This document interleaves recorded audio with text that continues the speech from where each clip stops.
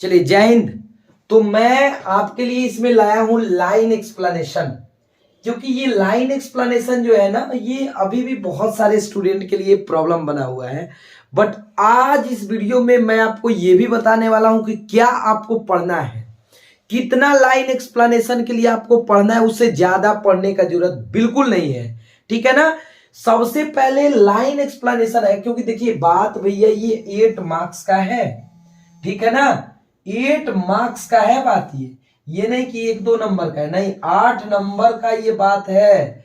क्योंकि हम जानते हैं कि आपका प्रोज से 4 आता है लाइन एक्सप्लेनेशन, और पोएट्री से भी कितना आता है माय डियर स्टूडेंट? 4 दोनों से आता है। ठीक है ना। लेकिन लिखना कितना है जी? 1-1 लिखना कितना है? 1-1। ठीक है। और ये आपके लिए एक जो है ना, यही आपके कितने मार्क्स का है? 4 मार्क्स का। ठीक है, चाहे आप प्रोज का बात करें चाहे आप पोएट्री का बात करें। ठीक है, तो इस चीज को पहले आपको समझना होगा। ठीक है ना। ठीक है, प्रोज और पोएट्री से ये आपके 4 मार्क्स का जो आने वाला है, इसको आपको समझना होगा। अब हम ये बता रहे हैं कि आपको क्या क्या पढ़ना है, सुनिएगा। आपको क्या कौन कौन सा चैप्टर याद रखना है, तो आपको सबसे अगर पहला बात बोले हम पोएट्री से आपको बिल्कुल ज्यादा नहीं पढ़ने का जरूरत है, बिल्कुल ज्यादा नहीं। आप पढ़ लीजिए चैप्टर, मतलब 1 चैप्टर, 2 चैप्टर, 3 चैप्टर और 10 चैप्टर, ज्यादा से ज्यादा 4 चैप्टर। अब इतना चैप्टर से ज्यादा आपसे एक भी क्वेश्चन नहीं पूछ सकता है, इतना आप याद रखिएगा। मतलब 4 में आपका 2-3, मतलब हमको तो लगता है कि 4 में 4 आपका लड़ जाएगा, इतना समझ लीजिए। एकदम आना आपका तय है। लेकिन आपको लिखना कितना? 1। आप मैक्सिमम 1, 2, 3 भी पढ़िएगा ना, तो इसमें से एक आपका टकराना एकदम जरूरी है। कहने का अर्थ है कि आपको पढ़ना है sweetest love I do not go, दूसरा song of my self, third हमारा क्या बोलते हैं, now the leaves are falling fast, और माई ग्रैंड मदर हाउस। ये क्वेश्चन आंसर के लिए भी इंपॉर्टेंट है, समरी के लिए भी इंपॉर्टेंट है। अब समझिए, ये समरी यहीं से आएगा। आपको ये भी हम बता देते हैं, आपका क्वेश्चन आंसर भी यहां से बन जाएगा। ठीक है, आपका क्वेश्चन आंसर भी यहां से बन जाएगा। ऐसा नहीं है कि हम ये केवल बता रहे हैं। तो ये 4 चैप्टर को आप बस पढ़ लो। ठीक है ना। आपका समरी भी इन चारों में से पक्का हम करें कि आ जाएगा, आना तय है 100%। ठीक है, लाइन एक्सप्लेनेशन भी। अच्छा, और अगर प्रोज से बात किया जाए, तब प्रोज से बस 2 चैप्टर पढ़िएगा। एक आप पढ़िएगा इंडियन सिविलाइजेशन एंड कल्चर। ठीक है ना। दूसरा आप पढ़िएगा, पता है कौन सा? Bharat is my home. एक ज्यादा से ज्यादा, और यदि ज्यादा से ज्यादा, अब इसमें से देखिए 2 में से आपका एक आना 100% तय है कि 100% आपका लाइन एक्सप्लेनेशन भी आएगा। ठीक है ना। इससे क्वेश्चन आंसर भी 100% हम करें, 1 या 2 आपका क्वेश्चन आंसर आएगा ही आएगा। ठीक है ना। अच्छा जी, आपको एक और हम बात बताते हैं। ठीक है, अगर ज्यादा से ज्यादा लाइन एक्सप्लेनेशन देगा ना, तो एक और चैप्टर यदि आपको मन होगा तो आप पढ़ सकते हैं। कौन सा? तो आपका चैप्टर है आई हैव अ ड्रीम। ठीक है ना, आई हैव अ ड्रीम वाला भी पढ़ लीजिएगा। ठीक है ना। इससे ज्यादा आपका लाइन एक्सप्लेनेशन नहीं आ सकता है। ठीक है, इतना चैप्टर आपको पढ़ना है। लाइन एक्सप्लेनेशन चूंकि 8 मार्क्स का है इसलिए, लेकिन आपको इतना ही पढ़ना है। अब हम बताएंगे कि कैसे लाइन एक्सप्लेन को हम लोगों को क्या करना है। ठीक है ना। आइए हम लोग समझते हैं। अब बाबू आप लोग को स्मार्ट वर्क करना है, आपको हार्ड वर्क बिल्कुल भी नहीं करना है, मतलब नहीं करना है। ठीक है, अब कम समय है, चीजों को स्मार्टली सीखना है। ठीक है, आइए देखिए हम बता देते हैं आपको लाइन एक्सप्लेनेशन। ठीक है ना, लाइन एक्सप्लेनेशन। सबसे पहला जो भी लाइन दिया हुआ हो मान लीजिए कोई यहां लाइन दिया हो, ठीक है, जैसे दे दिया sweetest love I do not गो।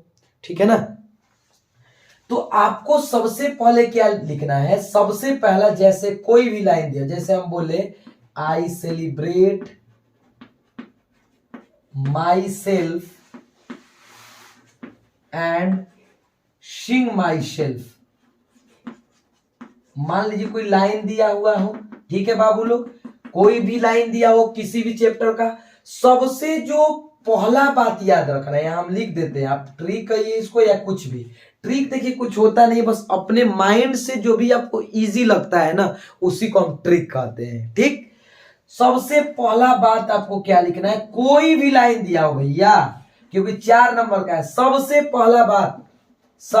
पहला बात this line has been taken from,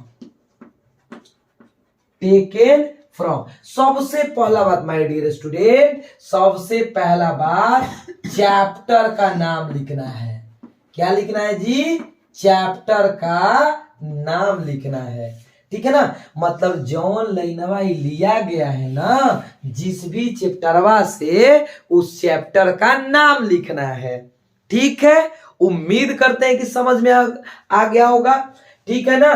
तो this line has been taken from, मान लीजिए I celebrate myself and sing myself, ये तो सबको पता होगा कि सॉन्ग ऑफ माई सेल्फ से लिया गया है।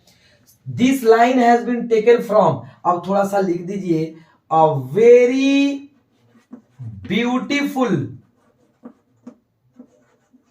ठीक है ना, very beautiful poem song of my self, song of myself, okay, which is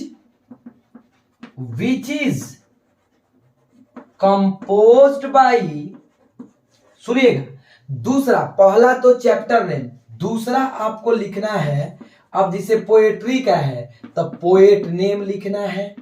अगर पोएट के बारे में कुछ जानते हैं, मान लीजिए अब जानते हैं हम कि यहाँ अगर लिखिएगा सॉन्ग ऑफ माई सेल्फ का, तो ये जो वाल्ट विटमैन है इनको पीपुल्स पोएट कहा जाता था, याद होगा आप लोग को, मतलब ऐसा कहा जाता है पीपुल्स पोएट। एक बात उनके, मान लीजिए सबसे पहले पोएट नेम, उनके बारे में यदि कुछ याद है अगर लिखते हैं तो और ज्यादा बेटर है। अरे बात समझ में ना, और ज्यादा बेटर है, ठीक है। विच इज कंपोज्ड, यहाँ कंपोज्ड लिखिएगा क्योंकि ये आपका क्या है जी, पोएट्री से आप लिख रहे हो। कंपोज्ड बाय अमेरिकन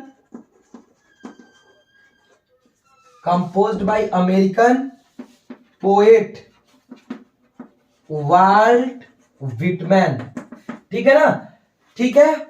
ऐसा भी बोल सकते हैं who is called people's poet, इतना लिख लीजिए। सबसे पहला चीज क्या, सबसे पहला बात हमको लिखना है चैप्टर नेम, दूसरा बात लिखना है बाबू पोएट नेम। अगर हम यहाँ तो लिख रहे हैं, मान लीजिए किसका, यहाँ लिख रहे हैं हम लोग पोएट्री का, तो यहाँ लिख रहे हैं क्या, poet name.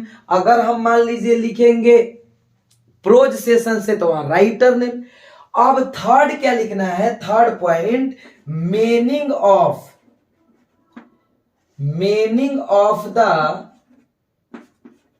Given line, meaning of the given line, मतलब दिए हुए लाइन का क्या मीनिंग लिखना है। वाल्ट विटमैन यहां से हो गया, ठीक है ना। अब थोड़ा सा एक यहां से क्या करिएगा ना, पैराग्राफ चेंज कर दीजिएगा, it will better to you, आपके लिए बढ़िया होगा। अब यहां से क्या लिखना है, by this line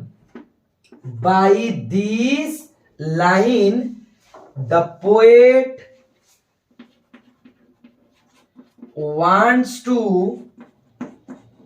say that, ठीक है, the poet wants to say that, इतना आप यदि लिखते हैं ना, इतना यदि आप लिखते हैं तो यू विल गेट 2.5 मार्क्स, आपको आराम से 2.5-3 नंबर मिल सकता है। लेकिन आपको इतना के लिए नहीं लिखना है, you try to full answer, आपको कोशिश करना है कि हम पूरा आंसर दे। अब देखिए ये है कि आई celebrate myself and sing my self, यही ना कहना चाहते हैं कि मैं खुद से गाता हूं, मैं खुद से सेलिब्रेट करता हूं। इट मीन्स इस लाइन से, इस चैप्टर से आप पढ़े होंगे, the poet wants to say that we all human beings are made up with the same atom, same blood, ठीक है ना। तो जो भी इसका मीनिंग है ना माय डियर स्टूडेंट, वही यहाँ क्या कर देना है, चिपका देना है। और नहीं याद रहेगा ना तो इसी में से मिला जुला कर लिख देना, मतलब यहाँ तक छोड़ना नहीं है, इसके बाद भी आपको क्या करना है, लिखना है। ठीक है ना, इसके बाद भी आपको क्या करना है, लिखना है। ठीक है, तो ये कमेंट करके बताइएगा आपको तरीका कैसा लगा। सबसे पहला तरीका आपको फिर से हम समझाते हैं। सबसे पहला जो वे होना चाहिए लिखने का, आपको चैप्टर का नाम लिखना है। फिर मान लीजिए अगर पोएट्री से है तो पोएट का नाम लिखना है। अगर उनके बारे में थोड़ा बहुत याद है तो लिखना है। फिर लाइन का मीनिंग लिखना है कि by this line the poet wants to say that. ठीक है, अगर हम प्रोज का बात करें तो जैसे एक मान लीजिए लाइन ले रहे हैं, कोई भी लाइन, जैसे our mind is a restless bird, the more it gets the more it wants.